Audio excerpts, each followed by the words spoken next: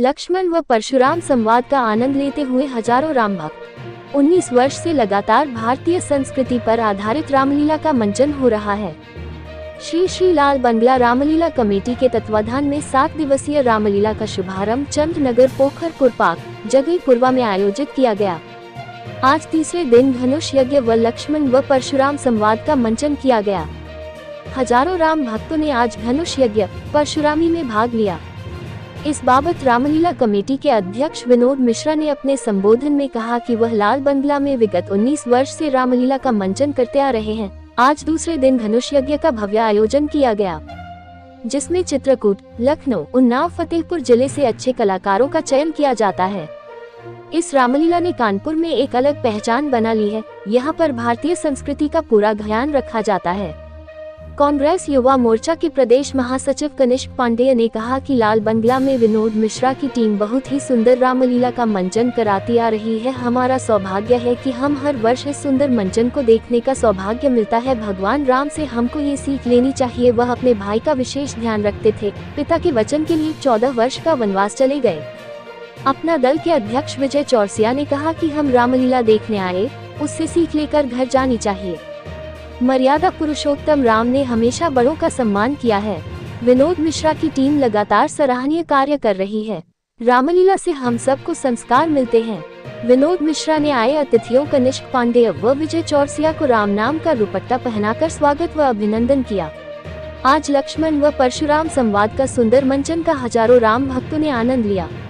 इस रामलीला में प्रमुख रूप से डॉक्टर के शुक्ला, दिलीप राजपूत, संतोष तिवारी, दिलीप कुमार मिश्रा, इंद्रजीत मिश्रा, कामता प्रसाद द्विवेदी, अरुण अग्रवाल, आलोक पांडेय, सीता वर्मा, ममता मिश्रा, अनीता श्रीवास्तव आदि लोग विशेष सहयोग देते हैं। करता है मानव जीवन मिला है तो अवश्य सती वंदन करना चाहिए। श्री गुरुदेव का आदेश हुआ है तो चले और चल करके माँ की वंदना करें, क्योंकि भैया जो मानव त्रिकाल माँ संध्या की वंदना नहीं करता है वह अपने अभिष्ट पद से गिर जाता है, क्योंकि ये मानव शरीर बड़े भाग से प्राप्त हुआ है। बताया गया कि बड़े भाग मानुष तन पावा और सुर दुर्लभ सब ग्रंथि गावा।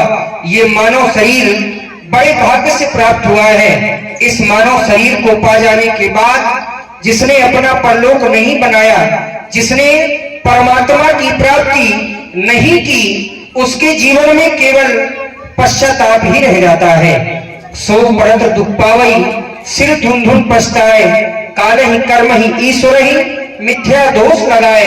बाद में वही मानो कभी काल को, कभी कर्म को और कभी कभी ईश्वर को मिथ्या दोषारोपण लगा बैठता है। जबकि ये कर्म भूमि है, यहाँ पर जो मानो जैसे कर्म करेगा उसे वैसे ही फल भोगना पड़ेगा।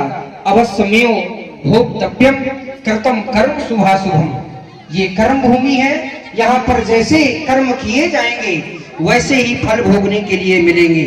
जे न तरई भवसागर नर समाज पाई, ते कृतनिंदक मंदमति आत्मा हन गति जाई। यदि मानव समाज पा जाने के बाद व्यक्ति परमात्मा की प्राप्ति नहीं कर पाता है, उसे मरणोपरांत मृत्यु के पश्चात आत्महत्या की गति भी प्राप्त होती है। सुंदर समय है और सुंदर समय का लाभ उठाते हैं, चल करके माँ की वंदना करते हैं।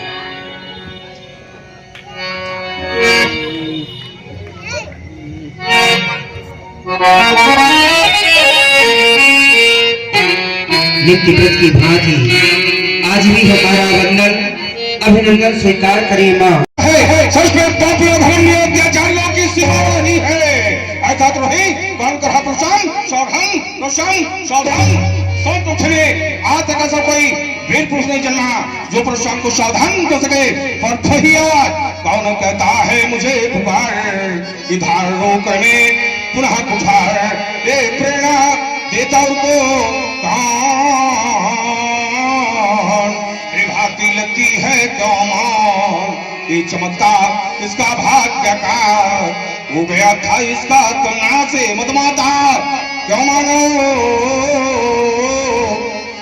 पीकर दानों का आशो छाट दो अरियों के भोदंड मेदनी में भर दूं फिर मुंड, जगत को कर दूं एकाकार, इधारणों क्रमे पुनः कुठार। भूतनाथ जे शब्द दो बुद्धि दो से अपना समाधि छोकर अपनी समाधि होने का दात कांत ज्ञात कर सकूं, छही तो हम क्या कहा है। पूछत ज्ञान अज्ञान जिम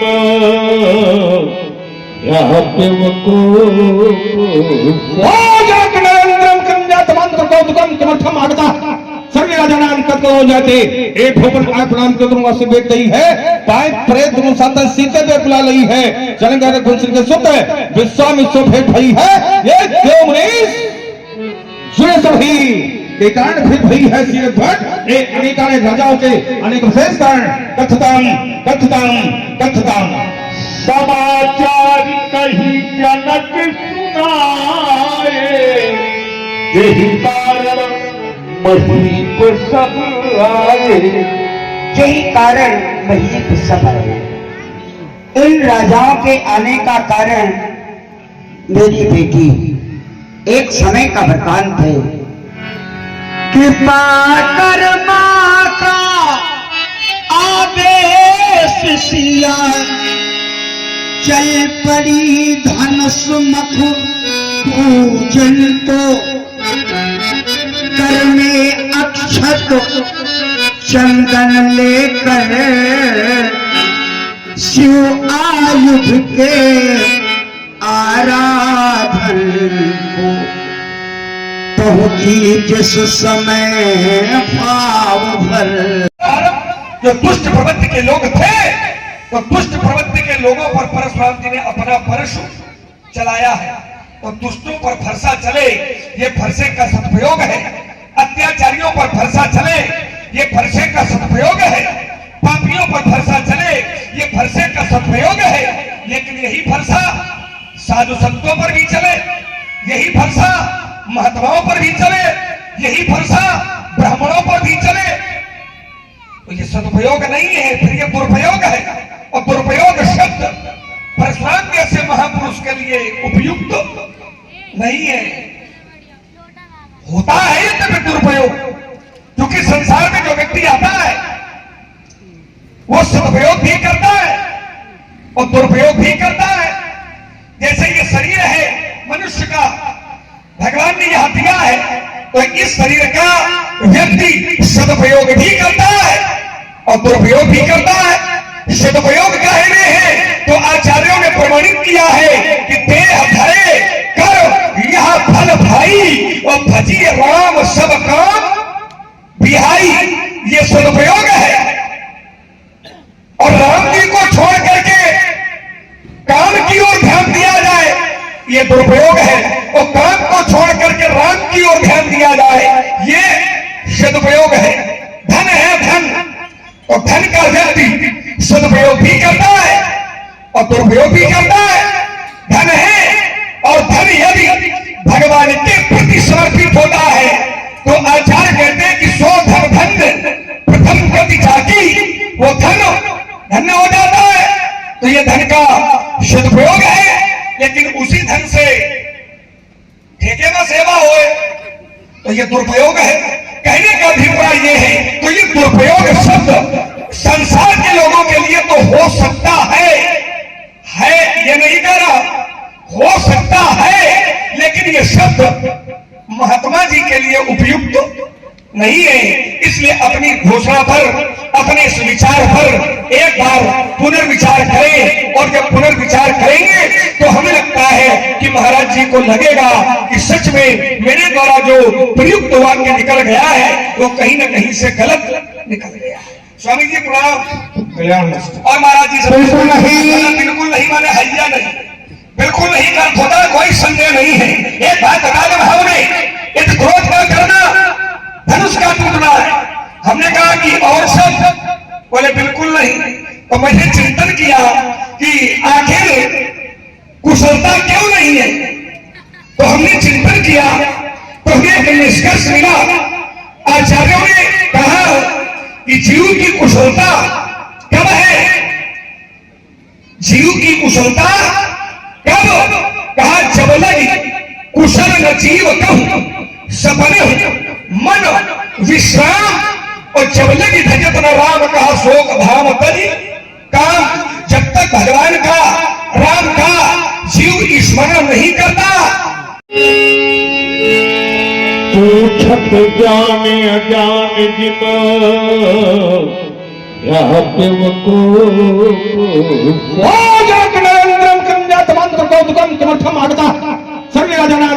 जाते एक भोपन आय प्रणाम के तुम से बेट नहीं है पाए प्रेत तुम साता सीते पे बुला लई है चलेंगे गुंसन के सुत है विश्वामित्र भेंट भई है ये देव मनीष जुड़े सभी के कारण फिर भई है सिर भट एक अनेकानेक राजाओं के अनेक विशेष कारण कथताम कथताम कथताम समाचार कही जनक सुनाए यही कारण महीप सब आए। यही कारण महीप सब आए। इन राजाओं के आने का कारण मेरी बेटी एक समय का वृतांत है। कृपा कर्मा का आदेश सिया चल पड़ी धनुष मख पूजन को कर में अक्षत चंदन लेकर शिव आयुध के आराधन को पहुंची जिस समय भाव भर। जो दुष्ट प्रवृत्ति के लोग थे तो दुष्ट प्रवृत्ति के लोगों पर परशुराम जी ने अपना परशु चलाया है। तो दुष्टों पर फरसा चले ये फरसे का सदुपयोग है, अत्याचारियों पर फरसा चले ये फरसे का सदुपयोग है, पापियों पर फरसा चले ये फरसे का सदुपयोग है। लेकिन यही फरसा साधु संतों पर भी चले, यही फरसा महात्माओं पर भी चले, यही फरसा ब्राह्मणों पर भी चले तो ये सदुपयोग नहीं है, फिर ये दुरुपयोग है। और दुरुपयोग शब्द परशुराम जैसे महापुरुष के लिए उपयुक्त नहीं है। होता है ये तब दुरुपयोग, क्योंकि संसार में जो व्यक्ति आता है वो सदुपयोग भी करता है और दुरुपयोग भी करता है। जैसे ये शरीर है मनुष्य का, भगवान ने यह दिया है तो इस शरीर का व्यक्ति सदुपयोग भी करता है और दुरुपयोग भी करता है।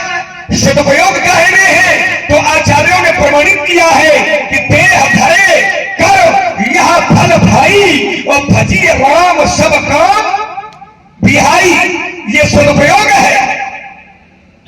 और राम जी को छोड़ करके काम की ओर ध्यान दिया जाए ये दुरुपयोग है, और काम को छोड़ करके राम की ओर ध्यान दिया जाए ये सदुपयोग है। धन है धन, और धन का व्यक्ति सदुपयोग भी करता है और दुरुपयोग भी करता है। धन है और धन यदि भगवान के प्रति समर्पित होता है तो आचार्य कहते हैं कि सो धन धन्य प्रथम गति जाकी, वो धन धन्य हो जाता है। तो ये धन का सदुपयोग है। लेकिन उसी धन से ठेके में सेवा होए तो ये दुरुपयोग है। कहने का अभिप्राय ये है तो ये दुरुपयोग शब्द संसार के लोगों के लिए तो हो सकता है ये नहीं कह रहा, हो सकता है, लेकिन ये शब्द महात्मा जी के लिए उपयुक्त नहीं है। इसलिए अपनी घोषणा पर, अपने इस विचार पर एक बार पुनर्विचार करें, और जब पुनर्विचार करेंगे तो हमें लगता है कि महाराज जी को लगेगा कि सच में मेरे द्वारा जो प्रयुक्त वाक्य निकल गया है वो कहीं न कहीं से गलत निकल गया है। स्वामी जी प्रणाम। और महाराज जी बिल्कुल नहीं माने हैया नहीं, बिल्कुल नहीं कर होता, कोई संदेह नहीं है। एक बात बता दे भाव ने, इत क्रोध का करना धनुष का टूटना है। हमने कहा कि और सब बोले बिल्कुल नहीं। तो मैंने चिंतन किया कि आखिर कुशलता क्यों नहीं है, तो हमने चिंतन किया तो हमें एक निष्कर्ष मिला। आचार्यों ने कहा कि जीव की कुशलता कब है, जीव की कुशलता कब, कहा जब लगी कुशल न जीव कहूं सपने मन विश्राम, और जब लगी धजत न राम कहा शोक धाम तनि काम।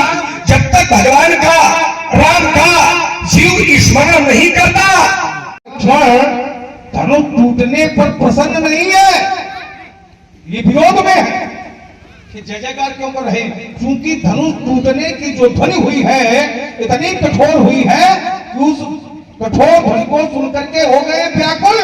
तो व्याकुलता के कारण जयति वचन उच्चार रही, प्रसन्नता के कारण नहीं है। जो तीसरा वर्ग है सुर असुर मुनि, असुर वर्ग जो है ये धनुष टूटने से प्रसन्न नहीं है, बल्कि धनुष की ध्वनि की कठोरता के कारण ये व्याकुल हुए हैं और व्याकुलता के कारण जय जयकार कर रहे हैं।